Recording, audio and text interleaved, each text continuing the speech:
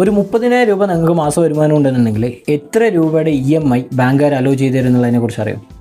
അറിയില്ല എന്നുണ്ടെങ്കിൽ ഈ വീഡിയോ കണ്ടാൽ മതി, you will get A clarity. മിക്ക ആൾക്കാരും വിചാരിച്ചിരിക്കുന്നത് സാലറി ഉണ്ടെന്നുണ്ടെങ്കിൽ പെട്ടെന്ന് ലോൺ സാങ്ഷൻ ആവുന്നതാണ്. എന്നാൽ ബാങ്കുകാർ സാലറി മാത്രമല്ല കൺസിഡർ ചെയ്യുന്നത്, പകരം റീപേയ്മെൻറ്റ് കപ്പാസിറ്റി എന്നുള്ളതാണ് അവരുടെ മെയിൻ ഫോക്കസ് എന്ന് പറയുന്നത്. അതുകൊണ്ടാണ് മിക്ക ഇൻഫ്ലുവൻസേഴ്സിന് നല്ല വരുമാനം ഉണ്ടെങ്കിലും ലോൺ റിജക്റ്റ് ആവുന്നതും, പകരം ഒരു പ്രൈവറ്റ് കമ്പനിയിൽ ചെറിയ സ്റ്റേബിളായിട്ടുള്ള ഒരു ഇൻകം ഉണ്ടെങ്കിൽ പോലും അവർക്ക് പെട്ടെന്ന് ലോൺ സാങ്ഷൻ ആവുന്നത്. സോ ഈ ലോണും EMIയും കൊണ്ട് ലൈഫ് മുമ്പോട്ട് കൊണ്ടുപോകുന്ന ആ ഒരു 1-2 ഫ്രണ്ട്സ് ഉണ്ടാവുമല്ലോ, അവർക്ക് ഈ വീഡിയോ അയച്ചു കൊടുക്കുക. ഇനി ലോൺ എടുക്കാൻ പ്ലാൻ ചെയ്യുന്ന നിങ്ങളുടെ ഫ്രണ്ട്സിനെ ഈ കമൻറ്റിൽ മെൻഷൻ ചെയ്തോ, അവർക്ക് എന്തായാലും ഈ വീഡിയോ യൂസ്ഫുൾ ആയിരിക്കും. In the same way, bank അക്കൗണ്ടിൽ നല്ലൊരു എമൗണ്ട് സേവിങ്സ് ഉണ്ടെങ്കിൽ പോലും ബാങ്കുകാർ അതിനൊരു സെക്കൻഡറി കൺസിഡറേഷൻ മാത്രമേ കൊടുക്കുള്ളൂ. അവർ മെയിനായിട്ട് നോക്കുന്നത് EMI എക്സിസ്റ്റിങ്ങിൽ ഉണ്ടോ എന്നുള്ളതാണ്. ഒരു ഉദാഹരണം പറയാം. 20 ലക്ഷം രൂപയുടെ ഒരു ഹോം ലോണ് 8% ഇൻട്രസ്റ്റ് റേറ്റിന് 30 വർഷത്തേക്ക് എടുക്കാൻ പ്ലാൻ ചെയ്യണമെന്ന് കരുതുക. ഏകദേശം 32 ലക്ഷം രൂപ ഇൻട്രസ്റ്റ് ഇനത്തിൽ മാത്രം പോകും.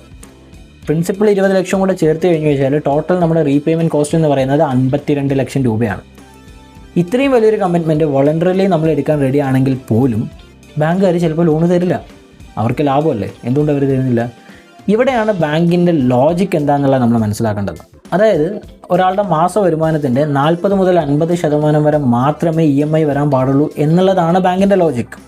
ഫോർ എക്സാമ്പിൾ, 30,000 രൂപ വരുമാനമുള്ള ഒരാൾക്ക് 12,000 തുടങ്ങി 15,000 രൂപ വരെ മാത്രമേ ആകെ EMI മാസത്തിൽ വരാനായിട്ട് പാടുള്ളൂ. ഇതിൽ നിങ്ങൾക്ക് കാർ ലോൺ, പേഴ്സണൽ ലോൺ അല്ലെങ്കിൽ ക്രെഡിറ്റ് കാർഡ് EMI തുടങ്ങി ഏതെങ്കിലും ഒരു എമൗണ്ട് ഉണ്ടെന്നുണ്ടെങ്കിൽ എലിജിബിലിറ്റി വീണ്ടും താഴേക്ക് വരും.